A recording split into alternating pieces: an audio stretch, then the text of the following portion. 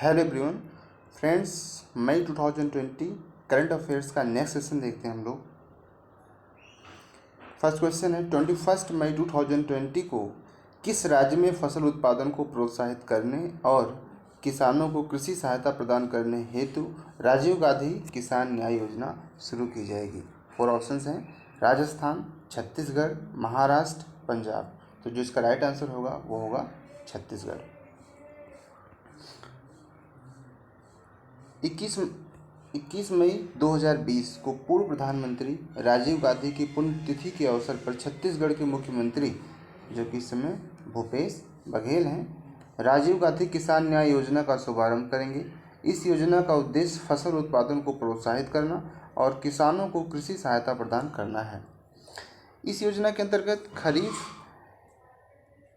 2019 में पंजीकृत और उपार्जित रकबे के आधार पर धान, मक्का, गन्ना और रबी की फसल के लिए 10,000 रुपये प्रति एकड़ की दर से किसानों को सहायता अनुदान राशि उनके खाते में हस्तांतरित की जाएगी। खरीफ 2020 से आगामी वर्षों के लिए धान, मक्का, गन्ना, दलहन, तिलहन फसलों के पंजीकृत अधिसूचित रकबे के आधार पर निर्धारित राशि प्रति एकड़ की दर से किसानों को कृषि सहायता अनुदान के रूप में प्रदान की जाएगी। इस योजना में राज्य सरकार ने खरीफ 2020 से इसमें धान, मक्का, सोयाबीन, मूंगफली, तिल, अरहर, मूंग, उड़द, कुल्थी, रामतिल यानी ये सारी खरीफ की जो फसलें हैं तथा रबी में गन्ना की फसल को शामिल किया गया। काफ़ी इंपॉर्टेंट क्वेश्चन है। इस योजना के तहत राज्य के 18.75 लाख किसान लाभान्वित होंगे। इस योजना के तहत प्रदेश के 19 लाख किसानों को 5700 करोड़ रुपए की राशि 4 किस्तों में सीधे उनके खातों में हस्तांतरित की जाएगी। नेक्स्ट क्वेश्चन है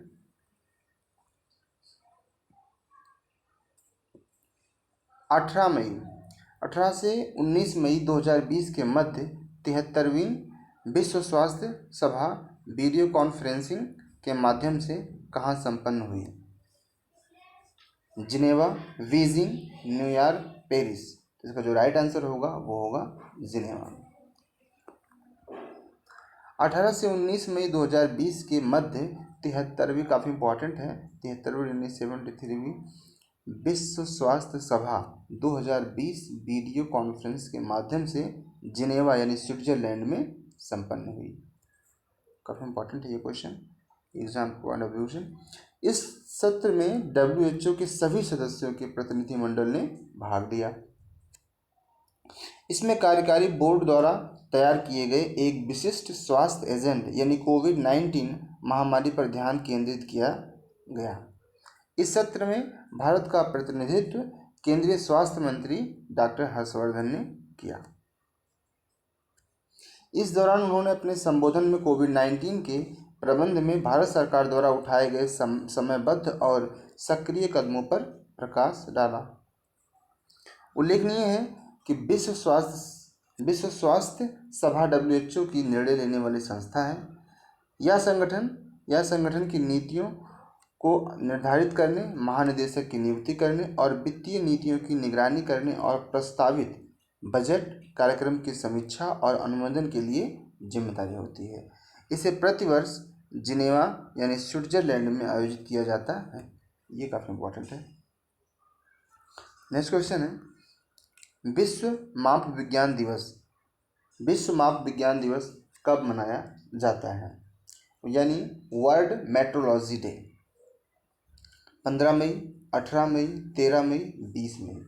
जिसका राइट आंसर होगा वो होगा 20 मई।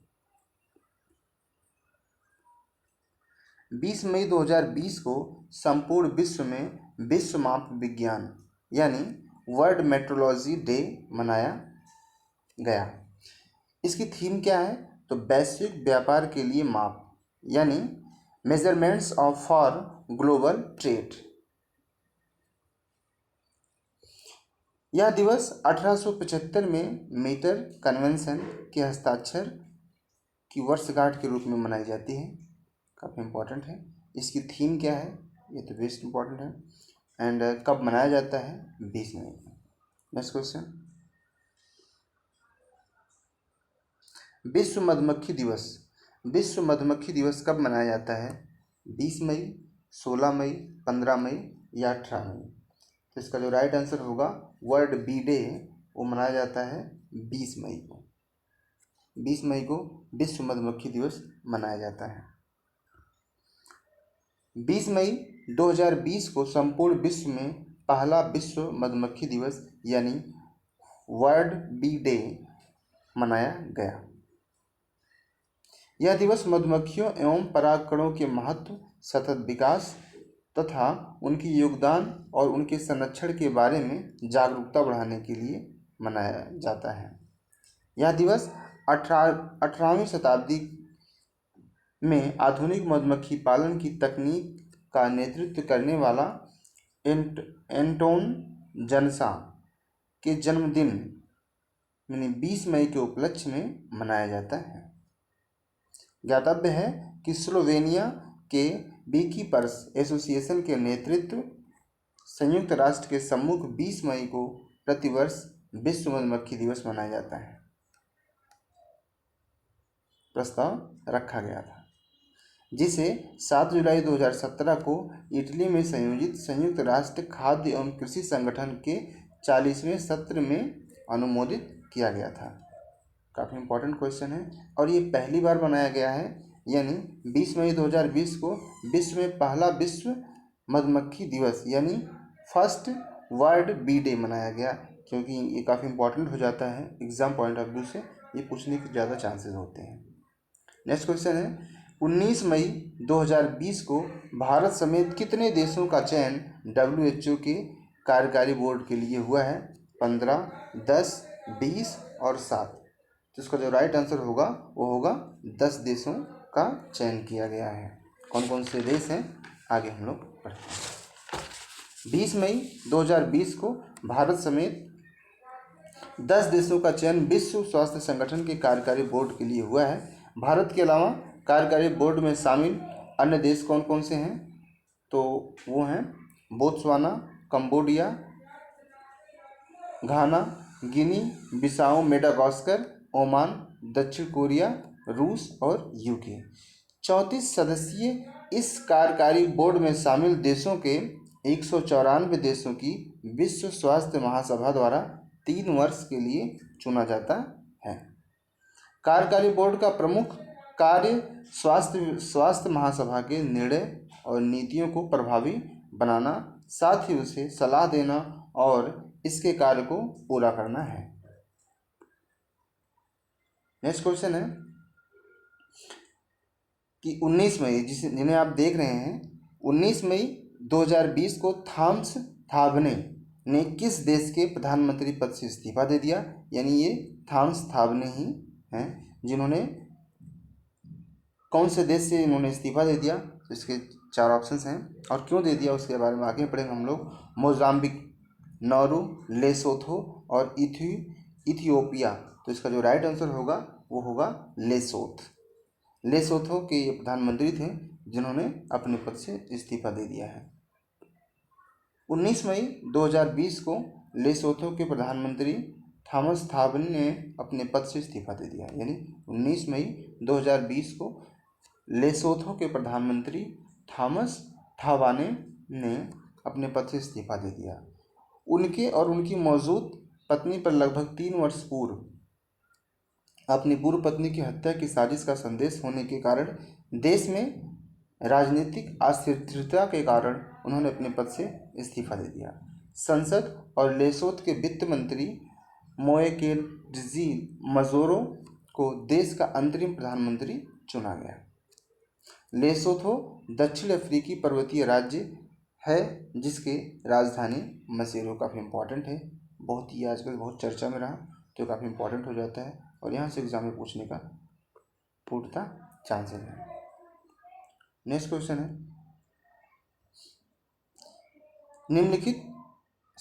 17 मई 2020 को केंद्रीय वित्त मंत्री निर्मला सीतारमण ने आत्मनिर्भर भारत अभियान के तहत 7 सेक्टरों में सरकारी सुधारों और सहायक उपायों की घोषणा की। इसके तहत रोजगार को बढ़ावा देने हेतु मनरेगा के लिए आवंटन में कितने हजार करोड़ रुपए की वृद्धि हुई? 20,000 करोड़ रुपए, 40,000 करोड़ रुपए, 50,000 करोड़ रुपए, 30,000 करोड़ रुपए।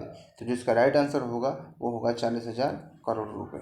40,000 करोड़ रुपए की मंजूरी दी गई। 17 मई 2020 को केंद्रीय वित्त मंत्री निर्मला सीतारमण ने आत्मनिर्भर भारत अभियान के तहत 7 सेक्टरों में सरकारी सुधारों और सहायक उपायों की घोषणा की। रोजगार को बढ़ावा देने हेतु मनरेगा के लिए आवंटन में 40,000 करोड़ रुपए की वृद्धि हुई। ग्रामीण और शहरी क्षेत्रों में स्वास्थ्य एवं कल्याण केंद्रों की संख्या में बढ़ोतरी करके जमीनी स्वास्थ्य संस्थाओं में निवेश करके स्वास्थ्य पर सार्वजनिक व्यय बढ़ाया जाएगा। पीएम ई विद्या डिजिटल ऑनलाइन शिक्षा तक बहुमाध्यम पहुंच के लिए एक कार्यक्रम जिसे जल्द ही शुरू किया जाएगा। दिवाला या कार्रवाई शुरू करने के लिए न्यूनतम सीमा को बढ़ाकर 1 करोड़ रुपए किया जाएगा। 1 करोड़ रुपए किया जाएगा। पहले यह सीमा 1 लाख रुपए थी। महामारी की स्थिति के आधार पर 1 वर्ष तक नई दिवाला कार्रवाई की शुरुआत नहीं की जाएगी। कंपनी कानून की मामूली तकनीकी और प्रतिक्रियात्मक चूक को अपराधीकरण की श्रेणी से बाहर किया जाएगा। केंद्र सरकार ने केवल वर्ष 2020 और 21 के लिए राज्यों की उधार की सीमा 3% से बढ़ा करके 5% का निर्णय कर दिया है। नेक्स्ट क्वेश्चन है, मई 2020 में कोविड-19 महामारी को आधिकारिक रूप से रोकने वाला कौन यूरोप का पहला देश बना? Austria, Slovenia, Belgium, New Zealand. तो जो इसका राइट आंसर होगा वो होगा स्लोवेनिया। यानी ऑस्ट्रिया, स्लोवेनिया, बेल्जियम या न्यूजीलैंड। तो इसका राइट आंसर होगा स्लोवेनिया। स्लोवेनिया 2020 में कोविड-19 महामारी को आधिकारिक रूप से रोकने वाला कौन सा यूरोप का पहला देश बना? काफ़ी इंपॉर्टेंट है, मोस्ट इंपॉर्टेंट एग्जाम में पॉइंट ऑफ व्यू से वेरी इंपॉर्टेंट है, ये आ सकता है पेपर में। तो स्लोवेनिया। या कभी कभी क्वेश्चन ये भी पूछ सकता है कि वो स्लोवेनिया किस कॉन्टिनेंट में आता है? तो आप बता सकते हैं कि यूरोप में आता है। मई 2020 में स्लोवेनिया कोविड-19 महामारी को आधिकारिक रूप से रोकने वाला यूरोप का पहला देश बना। इसके साथ ही स्लोवेनिया ने अन्य यूरोपीय देशों से प्रवेश करने वाले लोगों पर प्रतिबंध भी लगा दिए हैं। नेक्स्ट क्वेश्चन है, एनफ अस्थमा डेथ्स यानी वर्ष 2018 में विश्व अस्थमा दिवस कब मनाया जाता है? लास्ट टाइम सीजीएल में पूछा हुआ था ये कि वर्ष 2018 में विश्व अस्थमा दिवस कब मनाया जाता है? तो इसके 4 ऑप्शंस हैं, 6 मई, 5 मई, 4 मई, 1 मई। तो इसका जो राइट आंसर होगा वो होगा 5 मई।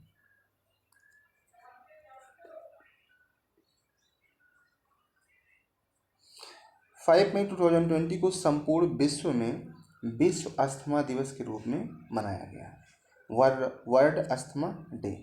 यह दिवस प्रतिवर्ष मई महीने के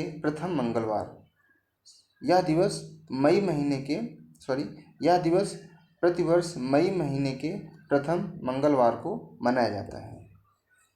वर्ष 2020 में इस दिवस का मुख्य विषय है एनफ अस्थमा डेथ्स। है। वर्ष 1998 में इस दिवस को मनाने की शुरुआत की गई थी। उद्देश्य संपूर्ण विश्व में अस्थमा रोगियों को अस्थमा को नियंत्रित रखने के लिए प्रोत्साहित एवं जागरूक करना। यह प्रमुख गैर संचारी रोगों में से एक है। यह बच्चों में सबसे सामान्य चिरकालिक रोग भी है। ये काफ़ी इम्पॉर्टेंट है।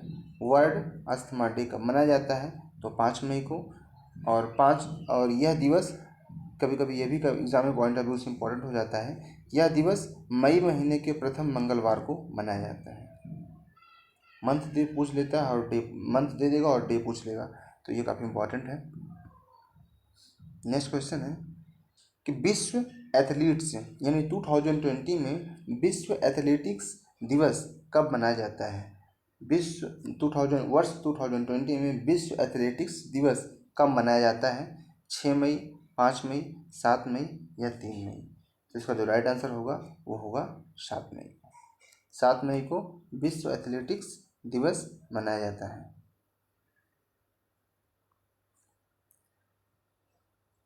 7 मई 2020 को विश्व एथलेटिक्स दिवस मनाया गया। इस दिवस की तारीख प्रतिवर्ष बदलती रहती है, जिसे IIAF द्वारा निर्धारित किया जाता है।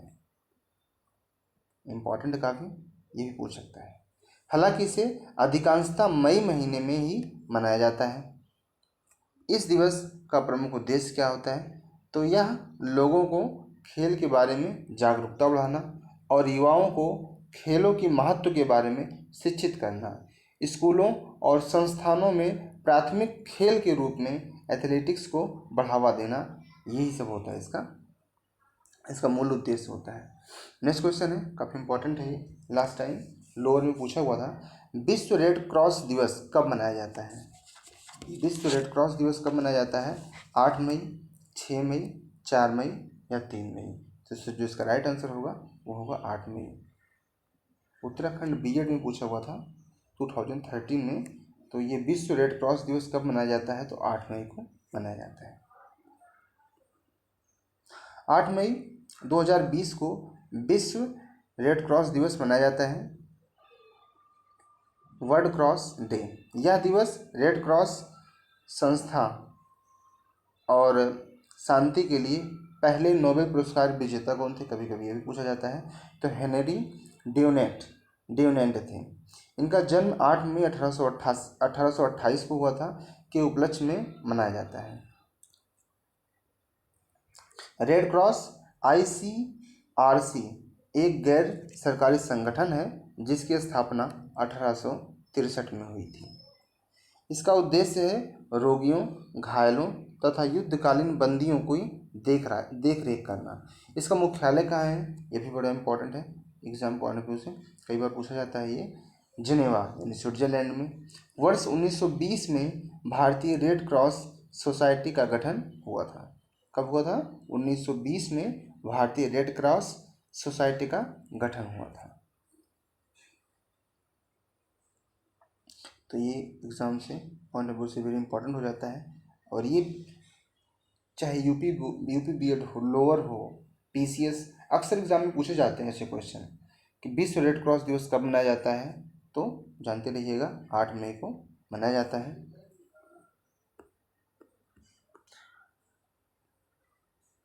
और ये भी काफ़ी इंपॉर्टेंट है, किसके जन्मदिन पर मनाया जाता है? तो इसके शांति के कौन थे? हेनरी ड्यूनेंट थे। हेनरी ड्यूनेंट के उपलक्ष्य में मनाया जाता है। और यह दिवस 8 मई 1828, उन्हीं को जन्मदिन के उपलक्ष्य में 8 मई को मनाया जाता है। नेक्स्ट क्वेश्चन है,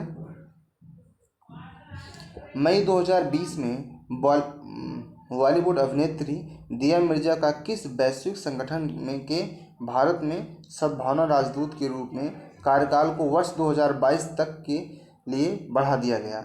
UNESCO, UNICEF, UNEP, amnesty international? Question दोबारा रिकॉल करते हैं। मई 2020 में बॉलीवुड अभिनेत्री दिया मिर्जा का किस वैश्विक संगठन के भारत में सद्भावना राजदूत के रूप में कार्यकाल को वर्ष 2022 तक के लिए बढ़ा दिया गया? तो UNESCO, UNICEF, UNEP, amnesty international? तो जो इसका राइट आंसर होगा वो होगा UNEP।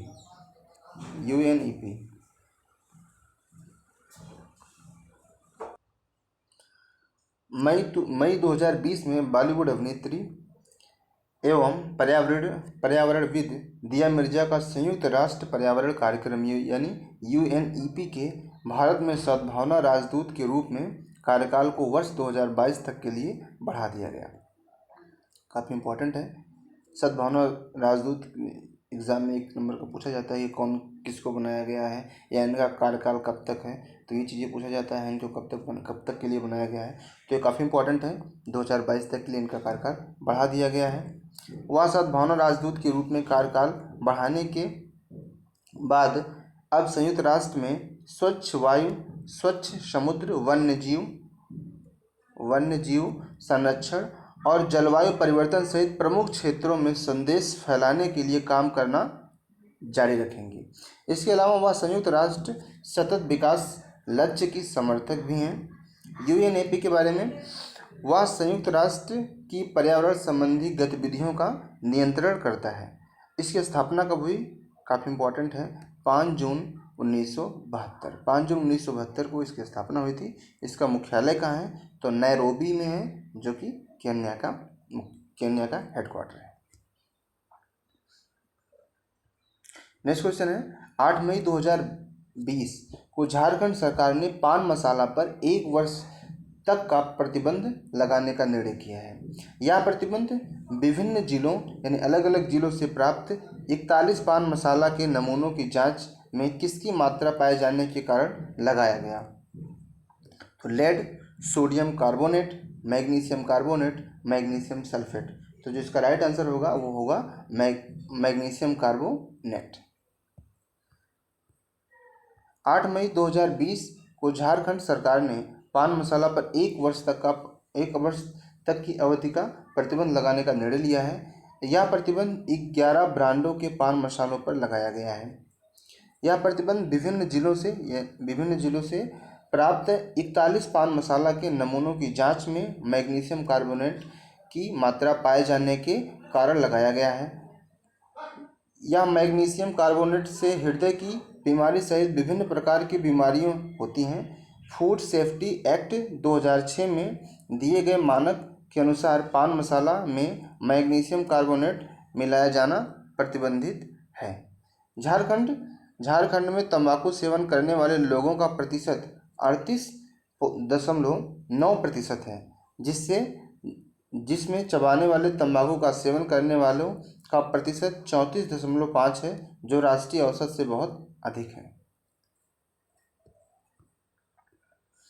नेक्स्ट क्वेश्चन है, 9 मई 2020 को WHO और संयुक्त राष्ट्र की डाक एजेंसी द्वारा चेचक उन्मूलन की 40वीं वर्षगांठ पर एक स्मारक डाक टिकट जारी किया गया। किस वर्ष विश्व के सभी लोगों ने चेचक मुक्ति पाली थी?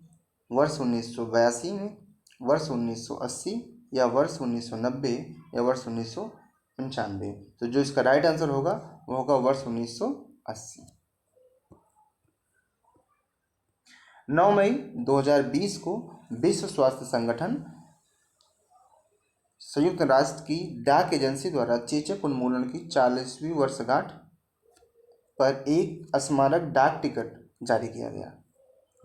यह डाक टिकट चेचक से लड़ने में वैश्विक एकजुटता की एक पहचान है और एक साथ काम करने वाले लाखों लोगों का सम्मान करता है। उल्लेखनीय है कि संयुक्त राष्ट्र में भारतीय मूल के एक शीर्ष अधिकारी अतुल खरे के प्रयासों से स्मारक टिकट जारी हो पाया।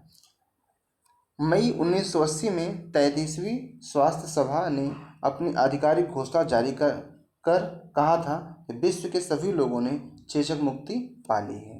तो यहाँ से काफ़ी इंपॉर्टेंट है। यह WHO के 10 वर्षों के वैश्विक प्रयासों के बाद संपन्न हो पाया है, जिसमें विश्व भर के हजारों स्वास्थ्य कर्मियों को लगाया गया है और 50 करोड़ लोगों का टीकाकरण किया गया था। नेक्स्ट है, ये हरिशंकर वासुदेवन जी हैं। 10 मई 2020 को हरिशंकर वासुदेवन का निधन हो गया था। ये किससे संबंधित हैं? साहित्यकार, इतिहासकार, चित्रकार या फिल्म निर्माता?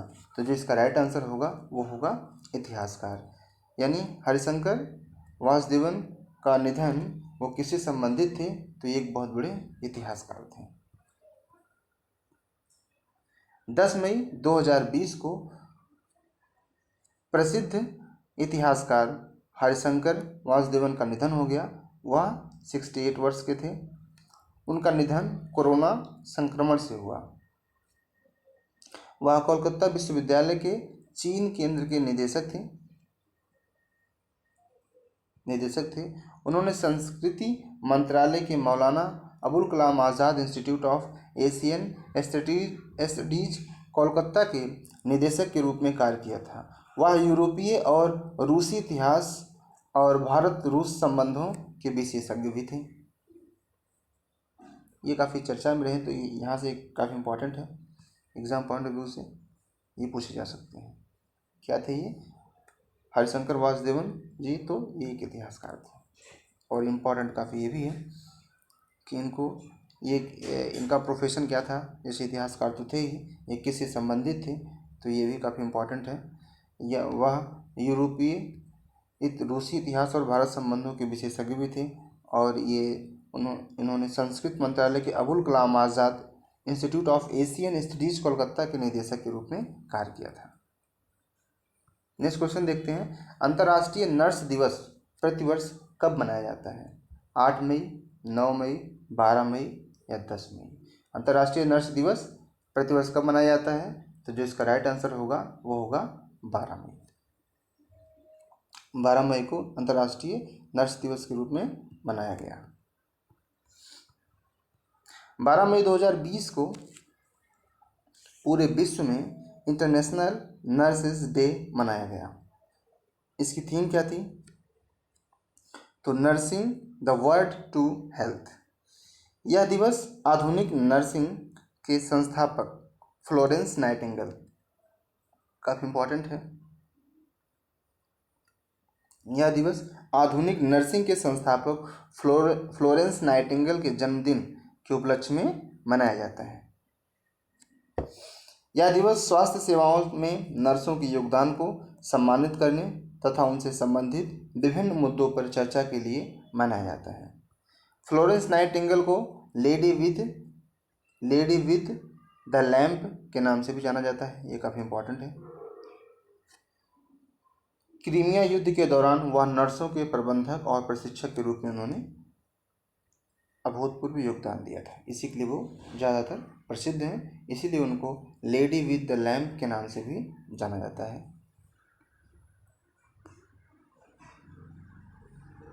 मुझे लगता है ये क्वेश्चन रिपीट हो चुका है, तो इसके तो हम लोग ने इसको पढ़ा था कि 19 मई 2020 को थॉमस थबाने ने किस देश के प्रधानमंत्री पद से इस्तीफा दिया है?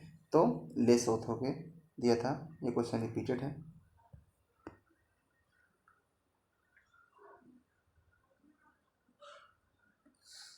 Thank you for my watching video. मिलते हैं हम नेक्स्ट सेशन में, तब तक के लिए ध्यान रखिएगा। Take care all of.